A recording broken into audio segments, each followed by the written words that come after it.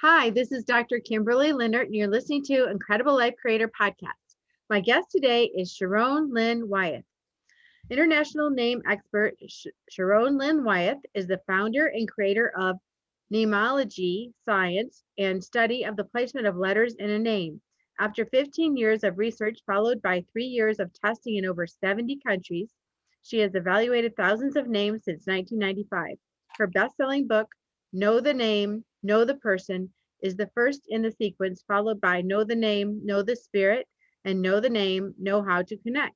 You may have seen her on Good Day LA, New York City's Fox News, Good Morning Arizona, and in various other cities on NBC, CBS, and ABC, or have heard her interviewed on any one of hundreds of radio shows.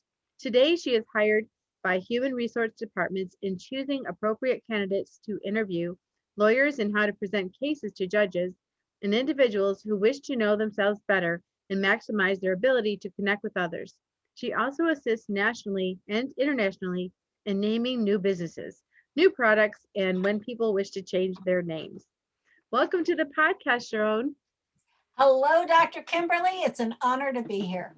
Yes, it's exciting to see you and, actually virtually now because we met like many years ago at a business type conference. And I can't even believe we're here talking It, about this because it I was was, a long time ago, but it it's was. something that people usually remember because everybody's interested in what their name says about them. That's just it. It was so intriguing to me because I had never really heard of that. So I think it comes off of an ancient science. Many of the ancient religions really dwelled into names and the importance of names. And if you start in the Bible, it starts in Genesis where God changes Abram and Sarai's name to Abraham and Sarah, and then Paul becomes Saul, or vice versa. I always get those backwards. And then you've got Joseph and Israel, and you've got all these different names that keep changing Mhm. because their destiny or how they go about their destiny changes. And what's really interesting in the Abraham and Sarah story is that now both names have an AH in them. And an AH means you're on mission for your God. Cool. That is so cool. So why don't you just tell us, where did this all come from? I mean, you didn't go to school and say, okay, I want a degree in, how do you say it? Neimology. I want a degree in neimology. Sign me up. No, I actually have my math degree so that my brain is very well trained in patterns. So I have a Bachelor of Science and I also have a master's. So I was doing the seating chart in my 7th year of teaching math. And we just put the names down randomly, but we don't want the kids to sit where they think they want to sit, how they sit initially. So as I was doing it, I started thinking, I don't want Joshua next to Julie because together they're going to be clowns, but separated they're okay. Derek's going to need extra help. I need him up close. Stephanie's going to be stubborn. And it literally took me, I did the first 3 classes. And as I started with the 4th one, all of a sudden it dawned on me and I went, wait a minute, I don't know these kids yet. This is how I think once I get to know my students. And so I was curious. So I went back and I wrote my impression of all 150 students and I put it away until winter break. So when I looked at that 3 months later, I was really astonished at the accuracy because now I knew the kids. And so I decided that my brain had picked up some kind of patterning. So how do I make what's unconscious conscious? That took me 15 years to figure out all the patterns in the names. And then I went and tested it in over 70 countries over a 3-year time period to make sure it's accurate in any language that uses our symbols, regardless if it was English or something else. Mhm. So that was really exciting. That's how it started. That is really interesting. And it works in all countries because I know with us being so global now, I've interviewed people from all over the world at this point. And some of the names I'd never heard of before, because we're so used to the names that are around us, but people in Dubai or whatever, they have some really different names. And so it works no matter what, as long as As it's long as they're using using our lettering system. I mean, I remember having a child when I was in my first year of teaching, and his name was Stig, S-T-I-G, very unusual name for here. And yet it would be like calling somebody Steve where he was from, very common where he was from. And you have sometimes the same names, like there's David in every country. There's actually Sharon in every country, just pronounced differently, like mine is pronounced Sharon.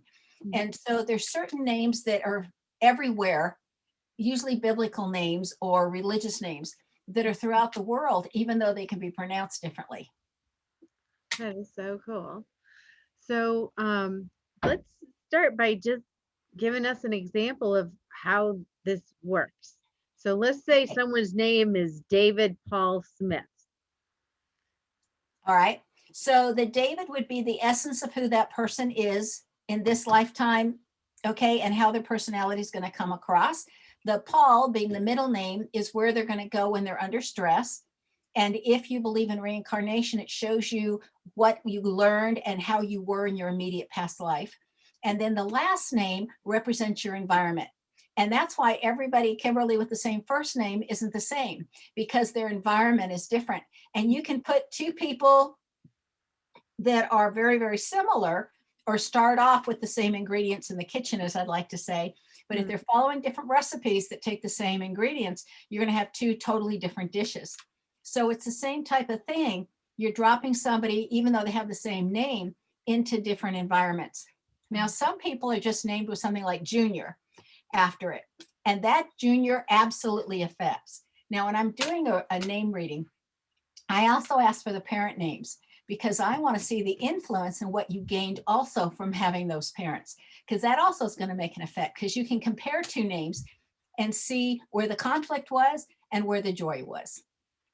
That is interesting, because my mom, her name is Mary Lou, which I don't think is very common name. So what does that mean, or what if you take the name Mary Lou? A generic Mary Lou without the environmental influence would mean that she has a rebellious spirit, doesn't want to be told what to do, doesn't mind being asked, but don't tell her. Okay. And that because she doesn't want her freedom taken away. And that she is very observant. She doesn't miss much. She has a tendency to want to get the work done first, and then we'll play, or then we'll connect, or then we can talk and just have relaxing time. So she's going to work really hard until she actually plops and becomes a couch potato. That she's learning how to manage situations and how not to be manipulated by others. So at times it can appear that she's becoming manipulative, simply because when you're learning something new, you go out of balance and in balance. Okay. It says that she knows how to be liked and get along with people, not always that she wants to, but that basically she's a very likable person. It also says she knows how to nurture, but she's very picky on who she chooses to nurture. It says she has a lot of self-confidence, and that she's not always recognized for her gifts and talents. You know, like sometimes she pretty cool. Several of things. Yeah, that's so cool. And then when you drop that, let's say there's all these qualities and characteristics. I just gave you a brief analysis. And then you drop it into the environment, it tweaks it. It lets you know what's stronger, what needs to be tweaked, what's a little different. It's kind of like you can have the same recipe, but two different people making it. It's going to taste a little different. Right. So her last name was Gibson, but then she married my dad, who was a Linert, Linert. So when she went from a Gibson to a Linert, did all of a sudden her life change? I mean, it changes because you got married, but you know what I mean? Yes, but it How changed. does that work? Attracted to her. Okay. So as a Gibson, she had to learn how to be around people that were very flexible, changeable, possibly addicts. She wanted to get away from that environment. It was like she felt responsible or tied, and family was important, but she couldn't wait till it was her turn to leave that whole environment. It says that people were very logical, deductive reasoning. At the same time, she was taught that blood's thicker than water. And I'm sure she had a lot of mixed feelings about family. So then when she came into the married last name, now she was attracting people that your dad was closer to and that were more like your dad's family. And so she got to learn again that blood's thicker than water. That's probably attracting because it felt like home. But now they were no longer addicts. Now they were perfectionists. And now they were organized, and now they had good memories, and they had a lot of self-confidence, and they built people up. So she didn't feel like she had to run and able to find herself and to be okay. And that sounds just like our family. It really, it really does. It sounds just like our family. So that is, wow. So when you work with people, let's say you want to help someone choose a baby name. So, Okay, so when there were still only 7 religions in the world, they all agreed on 10 or 12 things, depending on how you categorized it. But one of the things they most definitely all agreed upon was that the incoming soul impresses upon the person that's going to name them what they want to be called. So we name ourselves. And that's why it's so accurate. Now, there's some people that'll say, oh, I just hated my name, so I changed it to this or I changed it to that. But you gave yourself the name that would represent your life plan and what your contract is laid out for this lifetime. Then if you go by a different name, like a nickname, or you changed your name, it simply says how you're going about your plan has changed. The plan itself doesn't change. got it. So even if we just really, really hate our name, it's still something we chose coming in. It's something that you chose. And it's really interesting because in different parts of the world, they have different rituals for who names you. So for an example, if we were living in Russia, your middle name would be that of your dad's name, either the female version of your dad's first name or the male version. If you're living in Turkey, the oldest male living relative is the one that's going to name the child. Here in America, it's the parents. You know, and sometimes it's the wife, sometimes it's the husband, sometimes it's both, and they come to agreement. So it really depends on where you are in the world, what the ritual is. So, but the soul will know who do they have to go to get this name across. Just like in the Indians, it's the shaman. And anyway, it's fascinating how they do it around the world. So there's not one name that's more beneficial. So parents don't say, hey, we're looking at these 5 names. Which one's the most going to give them the best life? Every name has gifts and every name has challenges. So there's 7 things in a name that the soul wants more experience on.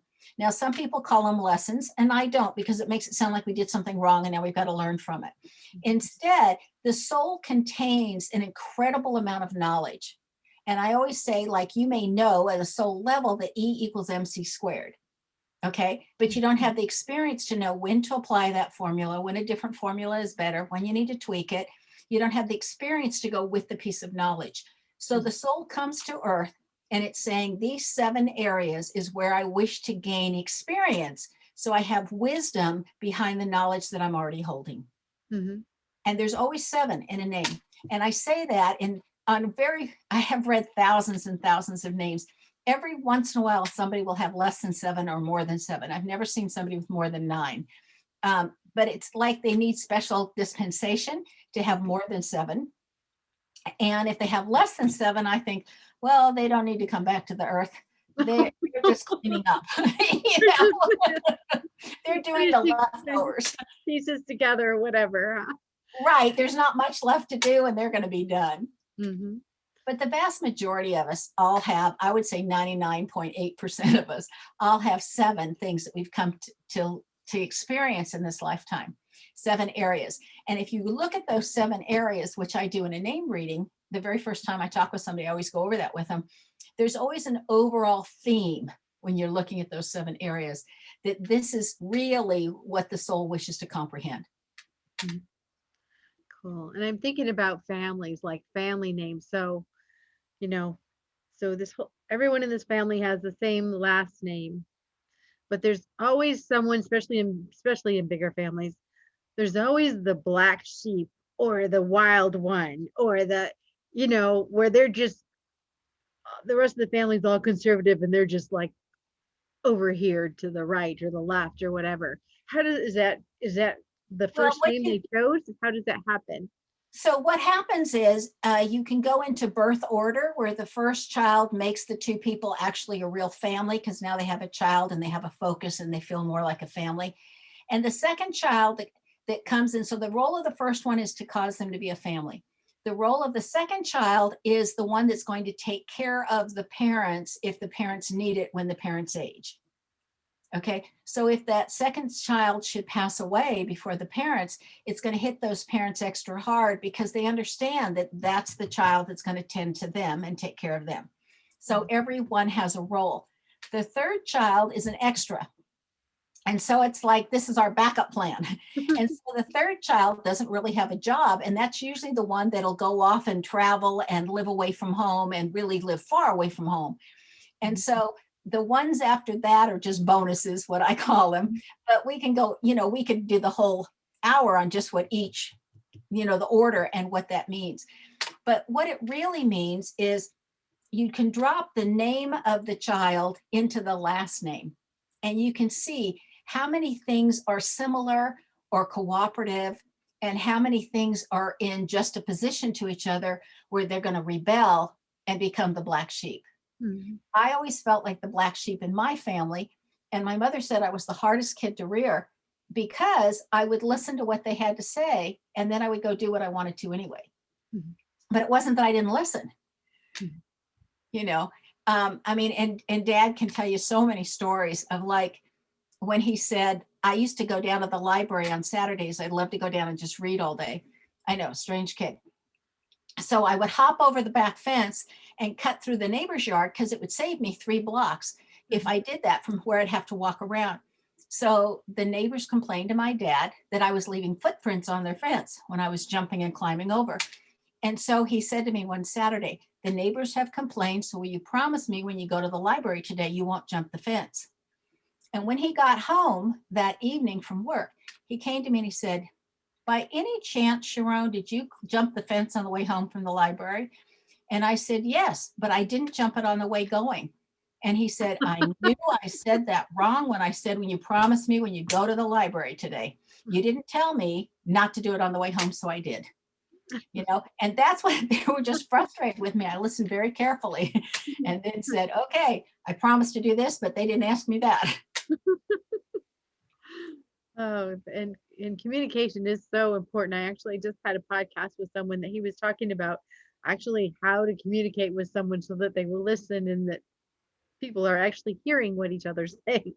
Well, there's 6 different communication styles according to the name, and it all is based on the first vowel in the first name. So, Kimberly, for an example, you're the first vowel of an I. You are all inclusive. You want everybody to know what's going on. You want to keep everybody informed. I wouldn't be surprised if you guys have a telephone tree. So if something happens, you know who you call, they know who they call, and we can get the word out fast. Yeah. Okay. Because you're very inclusive. Mm-hmm. Okay. But for somebody like me that with the first vowel of an A, it's like, get to the point, get said what you need to get said. If we have extra time, we'll chit chat. If not, we've got the work done that we need to get done and the communication. And so we go.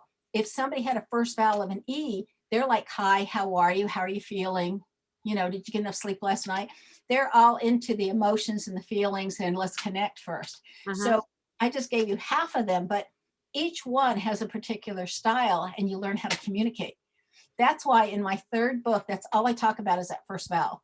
How do you communicate? Because in that first vowel lies how you learn, okay? Like you and I are both visual learners, okay? But it says how you are, whether you're auditory or kinesthetic or visual. It says what kind of gifts you like. So for an example, you always have a list of what you want. It's not how much it costs. It's did they bother to ask? Did they bother to get you exactly what you wanted that was on that list? Okay, so we're all different.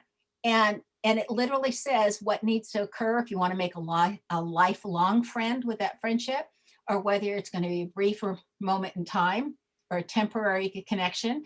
But it's all in know the name, know how to connect. And there's so much just sitting in that first vowel. If people don't learn anything but that, it'll improve everybody's communication. Wow. So this A-E-I-O-U, is Y considered a vowel too, or just A-E-I-O-U? Yes, Y is also a vowel, because if not, you have names like Lynn, L-Y-N-N, where's the vowel? Okay, so Y is a vowel in my system anyway. In numerology, it's what depends on what it's sitting next to or what it follows, whether it's a vowel or not. But in Neimology, which is totally different, doesn't do anything with numbers, even though I was a math major, everybody goes, well, it must be based on math. And I go, no, it's based on patterns. No arithmetic needed. The only time you do any math in my system is just adding when there's a way of looking at what every year is focused, what's your focus for this year? What's the best use of your energy for this year? Which years are going to be tougher than others? Which years are going to just be like golden? So it's that just takes addition. Okay. So let me compare these two. So my name is Kimberly, Kimberley, and my daughter's name is also that. And both of our middle names start with an A. Mine is Ann with an E. Hers is Elise, Alyse. So similar, but not the same. And then my last name is Linert, Linert, and hers is Posadas, Posadas. So when you look at that as a whole, how do you compare that? Because we're definitely not the same. No. So the first name is like the ingredients in the kitchen. Now, I could make a quiche out of the same ingredients that I'm making an omelet out of. Okay. And so there's different things. You can have the same ingredients, but make a totally different recipe. So the first name is our ingredients, which you guys share in common, which is the leadership skills, the want to do it your way and manifest your way, the competitiveness, the rebelliousness, the also wanting to rescue and help each other, and help other people, plus wanting to, be a chameleon and get along with anybody that you want to. And the idea is, do you want to? Okay, so those are things that you all have in common. You also have in common the fact that your emotions can really get ramped up at times. Okay, like you really feel those emotions. Okay, so that's what you have in common. Now, we take from your last name, and you're always trying to be better than you were the day before. You're always attempting to improve and learn and grow and constantly working on yourself. And there's a lot of reflection. And so you're constantly wanting to grow. She doesn't have that in her last name. She's not a perfectionist. And in fact, she simply says, I can be a little turkey at times because if things don't go the way I want, I can get obstinate. I can get obnoxious. Okay. However, she's got a power of influence in her name. So people naturally listen to her and follow her. Where in your name, you have to work for the following. But for her, it comes naturally. And it's literally a difference of how that environment, that last name helps you grow differently. It also makes her a little bit more bossy than you. Yeah. We're both pretty bossy. But well, you're very independent. And so you work better, literally working for yourself. Okay. You're happier working for yourself because things can go your way. You're not taking directions, but also you're not giving directions, and if you did, you'd want to have a small group that would be very close to you that could help you. What her name says is, I'm going to be very independent, but I want to have a big bunch of people working for me and I want to order them all around. Okay, so it's that influence of that last name that's different. So same ingredients in the first name, but what you're going to cause and create out of them are very different in the last name. wow. The other thing is in your middle name, say what you came in with, what was already fully developed. And in your middle name, it says you came in wanting to make the world a better place, that you have a good memory, you have a generous heart, and you're very organized. Her middle name has no organizational skills in it. Okay, so if you look at her whole name, organization isn't there. Whatever organizational gift she has, she's picking up from her parents because she doesn't have it in her name. Okay, where you could organize the city and get everybody running smoothly. Okay, so there's a difference there. In her middle name, it says that she came in having a lot of self-confidence and a lot of pull and knowing how to finagle things to get done what she wants, regardless if it's an appropriate way or an inappropriate way. But it gets done to her liking, but she means well. She's got good ulterior motives, but some of it is the ends justify the means, where you would think, no, the means have to justify the end. Okay, so there's a lot of differences depending on what letters fall where. But the system's actually easy. It's very easy to learn. It takes 15 hours to get all the basics done. And then if you want to go into more depth, then you put in more time. But you can literally in 15 hours, when you take the course, you can be certified to then be able to give a 1-hour reading. Like I always say, I can talk for 2 hours on somebody's name. Oh, yeah, I After, think you could. but This just is after the wonderful. first level. It's so interesting just how you can just take a name like that. Like, my last name, I don't think is very common last name, but you're able to take it and just like Well, you're run looking with for the patterns. What letter lies where and what's it next to? it. Mhm, Because what you do is you learn all the 26 letters and their individuality, who they are. It's like knowing 26 people. mhm. Okay. And then you know that if you sit next to somebody that you like, you're going to be gabbing and talking and you're going to be interacting. But if you sit next to somebody you don't care for, you're going to be quieter, you're going to be alone more, you're going to be self-contained. Well, it's the same thing with these 26 letters that all have a personality. And it's you watch what they're sitting next to and what does that happen? Like, for an example, I have mnemonic devices for everything. And there's actually a chapter in the book that gives you my mnemonic devices to help you remember. Because everybody says, how do you remember all this stuff? And I go, well, it's easy. I got my own little cheat notes. So let's say that I'm looking at a C, the letter C. My mnemonic device is they're charming and they are charismatic to cover their need to be in charge and in control. Okay, so if it's the first letter in the name, they want to be in charge of them and everything around them. If it's in the middle of the name, it means they only want to be in charge of them. They don't have to be in charge of everybody else, but they don't want anybody else also in charge of them. Mhm. Okay, so let's take that C where it's very important for them to be in charge of their environment. And now let's look at the letter H. And H is what I call the holy letter. In the holy letter, you let go, you let God, you get in the river, wherever it takes you, you flow and you're good with it. Mhm. It's the lucky letter. Things are just going to turn out well. You don't have to worry. You just let go and life just is wonderful. So now we put a C next to an H, like in Michael or in Sharo. Doesn't matter where it shows up. And can you see how the C is saying, I got to be in charge and in control? And the H is saying, let go, let God. You see, there's a conflict there. Okay. It's totally a conflict. There's a lot of Michaels. That's a common name. Yes, but there's an inner conflict. When do I hold on? When do I take charge? When do I let go?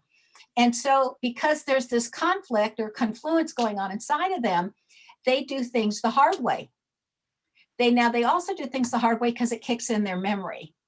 If it's too easy, then the next time it comes around, they waste so much time going, how did I do that last time? So they do it the hard way. And so the next time it comes around, they go, oh, I remember how this one last time, that was hard. Let's improve it. But they do things the hard way because they have conflict between the two letters sitting next to each other.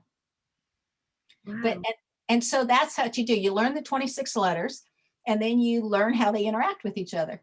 Mhm. It's just like having a big family. It sounds like it.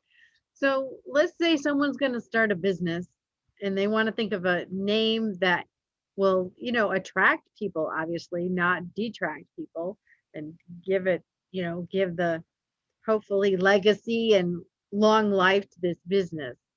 How do they So choose I that? love creating names for businesses and for products and for people. So what I do is I start for a business, I need 3 pieces of information. I want 10 adjectives, how you want people to feel about your business the minute they've heard the name. I want 10 adjectives on the type of people you want to work with that you would like to attract to your business. And then I want to know the third piece is a really good definition of what service you're providing the people that you're going to be attracting in. Then I take those 3 pieces of information and I play Scrabble and able to get these qualities. I need these letters and these positions or whatever. And there's 2 or 3 different ways of getting the same thing.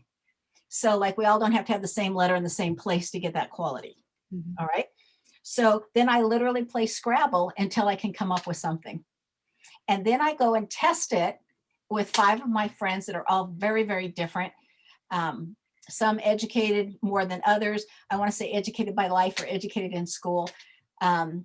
One's a psychic, one's a lawyer, one's a realtor. Anyway, I have 5 people that are very different in who they are. And I call them up and I go, how do you feel about this name? What do you feel? What's your first reaction? Whatever. And until I get approval of all those 5, I don't present that name And I present a few names when I'm doing it back to my client, knowing that it's doing what I want it to do. And it's past very unique 5 different people's. They all felt good, or they got the same feeling from that name. That's really cool. So what about when people make names and like, I don't even know how to spell it, Haagen-Dazs, like the ice cream, it's a made up name. Did they make it up like that just to? I think Haagen-Dazs came from another language. It sounds either Swedish or German to me, but I could be wrong. But the first thing I would be doing is saying, where's somebody's ethnic background? Do they want it to sound from their ethnic background? What's that language? And the other thing, when I'm coming up with a name, I check it in different languages, because it's like the name that they have Tiguan from on the Volkswagen. Okay, that is a tribe in Mali, Africa that goes out and kills people. Why would I want to name a Volkswagen after that? Somebody didn't do their research. So, it's like, okay, wait a minute. And now a lot of people in the United States wouldn't know that, but if you're well-traveled and you'd look at that, or if you're from that region, you'd look at that and go, oh, I don't want that car. And what's it saying? And so I'd always be interested in the accident statistics to see if more people look at that and go, Mhm. Or if they fly away and go, oh, those are not so good, get away from that car. I just think it would be curious. But I do a lot of research before I offer a name up. Mhm. And sometimes are they just common names like the bookstore or are they? Well, sometimes I want the name to be very common, or very much in alignment with what they're doing, because you don't want it to be such a weird name. Mhm.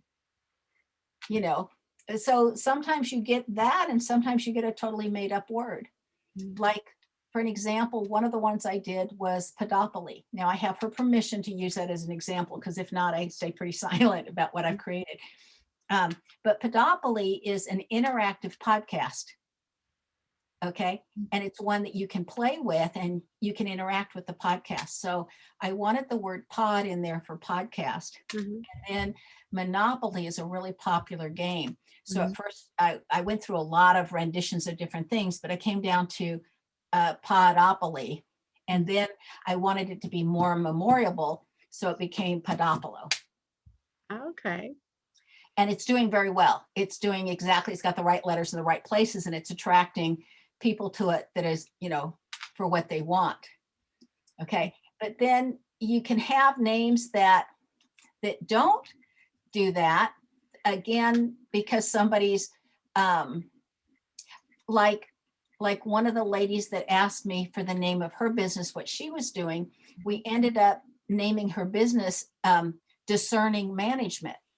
Now, discerning management is very common words or whatever, but it's exactly what she's teaching people how to do and what she does for different companies. She provides discerning management techniques. Mhm. She goes in and helps the company learn that. And so, it was a word that had all the right letters in the right places to attract, what she wanted, and to also get the idea across what she wanted. So sometimes it's words, and sometimes it's made up words. It depends on, what meets the requirements that I'm given within the 10 and 10 and the purpose. Wow. And then I wanted to switch over now to lawyers and judges and court cases. So is it fair to judge people by their name coming in? Can you say that guy's guilty for sure because his name is whatever? I don't want to say a name. There's some qualities or things that show up in a name that you can see those that are liars in a name. You can see those that are psychopaths in a name. The hints are all there. Now it takes more than just one combination. There has to be a few, but you put them together and sure, you can see that they have the potential to be that way. So, people can change, people can be taught differently, that can be their challenge. But the answer is yes. And so if I'm working with an attorney, those are the ones that go into the courtroom and can have their cases. They let me know how they're going to present the case. Are you going to go for an emotional people? Do you want that so you can sway them emotionally? Do you want people that are more logical and are going to go by the facts? You know, how are you going to present this case to win this case? And then I know which letters I need to look for when they say a name, and then I'll give them a percentage very quickly on this person that you're interviewing to be a juror, how close their name will match what you're looking for.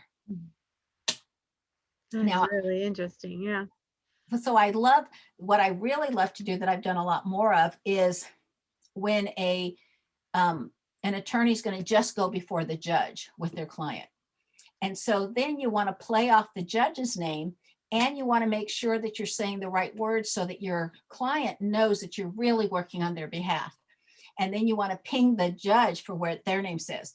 So let's say the judge has fairness issues in their name. Now, I wish more of them did, but let's say this judge does. Then as you're giving the case, you're going to say, well, this is what happened, and how fair is that? And, and how, you know, would you consider that fair? You're going to ping them on their own issues so that the judge is going to have more sympathy. And at the same time, we work with what phrases need to be there so that your client knows that even if you lose, you have fought a hard battle and said all the right things that they needed to hear you say. Mm-hmm. You know, but it's kind of cool. Like for realtors call me, and I can look at an address and tell you which words need to go out so it can sell faster. You know, who you need to attract in what you're saying about this house, and what kind of a person would be attracted to that house. You can tell from an address what's going to happen in that house, or how the people are going to be in that house, and what their neighbors are going to be like, and whether the city's going to be intrusive or not. So you mean like the street name? Well, the numbers themselves, I learned this when I lived in China from their feng shui and how they do things. I learned the numbers. And so the numbers themselves say what it's going to be like for the individuals that live in that house. And then I learned a few other things, like which houses will always need repair and which houses, all of that comes from the numbers. Then the name of the street tells me what the neighbors are going to be like. Okay. And so different realtors have me on retainer so they can call me anytime they've got a new address, and how do I set this one up, and what date should I put it on, and all of that, because we want to have fast moving sales. Mm-hmm. And so sometimes I'll say, oh, this house is for this kind of a person, and whoever's living there now would probably tell you this about their neighbors or whatnot. And of course, they have to go ask the people then, are your neighbors kind of like this or whatever? And then they're always amazed. But, you know, some people don't care what the neighbors are like. Other people, it's very important what the neighbors are like. You know, and then the city name tells you what the regulations are going to be and whether you're going to be in alignment with those or against those. Really? So give me an example, like New York. Okay, so New York City. New York City is for people who are basically very smart, who are very independent, that want to own their own lives. They don't like being told what to do. They'd rather tell other people what to do. They're individualistic in their thinking. Okay, they think more outside the boxes than inside the boxes. They basically have fairness issues. They're going to stand up for themselves and stand up for others. Not everybody that has fairness issues can stand up for themselves. So they can stand up for both people. They're very fast thinking on their feet. They walk fast, they talk fast, they think fast. That's in the New York. And that they get bored easily. So they're going to keep moving forward and be progressive. And that's probably why New York is one of our bellwether states. Okay, so now I'm going to give you a contrast. So where I live, when I first moved out here, I was in the middle of nowhere, but now they're starting to build a Walmart or whatever. But so the name of my town is Ball Ground, 2 words, ball and then ground. Okay, so Ball Ground says that everything isn't as it appears. So you may get a first impression and find out later it's not the way it is at all. Okay, it says that people are generally educated at least to a grounded level, so they can think for themselves and they're educated. They may not have advanced degrees, but it doesn't mean because they weren't capable of it. Okay, they may have just different interests. It also says that they know how to nurture the people around them and they like to have fun. It also says that they take care of the physicality because they're concerned that when they get older, their physical beings will give them problems and they won't be able to live life to the highest if they're not taking care of it. So you have people that are more nutritionally minded or more concerned about what they're putting in their bodies and whether they're exercising or not. You also have people that are learning how to be competitive. Okay, so they would basically compete with themselves, basically be hardworking, be very observant. They can be loners. So it may take you longer where you live to fit in or to have a stranger come and welcome them in. They kind of like have to prove themselves, and it's going to take a long time for them to be welcomed, that they're really staying there and they're okay. And I wouldn't be surprised if there's a lot of drinking parties. Okay. That makes sense, especially actually I was in a town just below that when I first opened my business years ago. Very small town, very good old boys. We call it the good old boys system. And it took me some time to get in, get in within the To be accepted. environment, because people had been here, their families had been here for years, and they didn't really like outside people coming in. Well, a lot of our smaller cities are that way. More people, where people move more often, they're usually more welcoming to strangers coming in. But there's other things too, like I wanted to come when I moved up here 3.5 years ago. There's 3 cities that kind of form a triangle, and they share like an airport, and they share different things. And some of my friends said, why didn't you pick one of the other 2 cities? Because even the realtor said, we've got just what you're looking for, but it's in this other city. And I said, nope, I won't want to live there long, and I'll want to move. I don't want to live in that city. I want to live somewhere where I could live for a long time. And so even, in the same areas right next to each other, you can have differences. But for me, where I live, it's a community that's very family oriented. They're very polite. They're very caring people. In the 3.5 years I've lived here, and I've gotten out with a lot of different groups and met a lot of people, I have only one time heard somebody raise their voice or get upset in 3.5 years. That's amazing. And where do you live now? We're all coming. I live in the middle of the mountains, in the Appalachian Mountains. Okay. Nice. That is so cool. So I would like for you to share with people, how can they find you? Talk about your book, your course, everything you can offer people, and how you work with people, and your website, how they find you. Okay, the easiest way to find me is on knowthename.com. So if you're doing something right now where you can't write that down, and later on you go, oh, I need to remember the name of that website, I need to know the name, and you go, oh yeah, that was it, know the name. Knowthename.com. Or I also have a website that's called The Name Lady, because that's how a lot of people refer to me. So, and there's a link on The Name Lady to get you back to knowthename.com. But it's the easiest way to contact me. On knowthename.com, there's an entire services page with everything that I offer. It is the least expensive place to buy my books. I've got them discounted greatly over any place else you can find them. I do that because I just want the word out there. And in fact, what we've done for your people, Kimberly, is that on every page but the front page, we put up in the right-hand column where you can click on it and get that 3rd book, Know the Name, Know How to Connect, that I was talking about with just the vowels, absolutely free on your Kindle. Okay. Or if you don't have a Kindle, you can read it right there on the website. So it's like my free gift to you guys for coming to the, dipping your toe in to Neimology science. So I teach the course. It's online.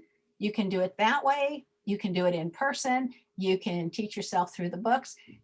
Or if you don't want to learn it for yourself, there's a lot of things out there that I'd like to know what it says, but I don't want to learn it, don't want to take the time. You can have a session. And so the first session with me, or the first half hour of a session, I say why you benefited from having your mom, why you benefited from having your dad, which sometimes is an eye opener to people. And then we go through that. It takes 5 minutes each. And we go through 20 minutes on the 7 things that your soul came to experience, and the gifts you gave yourself and able to accomplish them, and the easiest way to get them done. And then longer sessions, we answer questions, we compare. We talk about your timeline. We compare your name with other people's names. It just depends on how much time you give me. But if you think about it, so much information is sitting in a name that I always say, if you could ask the universe anything, what do you want to know? That answer is probably sitting in your name. And that's the easiest way to reach me is through the website. And then I Wow. also have classes online there on spirituality because I've studied extensively the different religions and try to put the commonalities together. And this is what's really going on. And it happens to be my personal love ever since I was 13. Mhm. And so that's on there. And there's a meditation course on there. There's just a lot of information, but it's all sitting on the services page. Mhm. All right. Well, great. Thank you so much for all that and for being on the podcast today. And it's been really fun. Thank you so much. Kimberly, it's been my pleasure. Thank you for the invite. Yeah. So I have one last question before we complete. What is your best advice for living an incredible, extraordinary life? Be true to yourself. You can get everybody's suggestions, but you got to do what feels right to you. And I always like to bat or present ideas off of somebody else and say, what do you think? Give me your input. And then I like to make up my own mind and go forward because we all have to be true to ourselves if we're really going to be happy. Beautiful. Thank you so much. And we'll talk to you again soon. Thank you, Kimberly.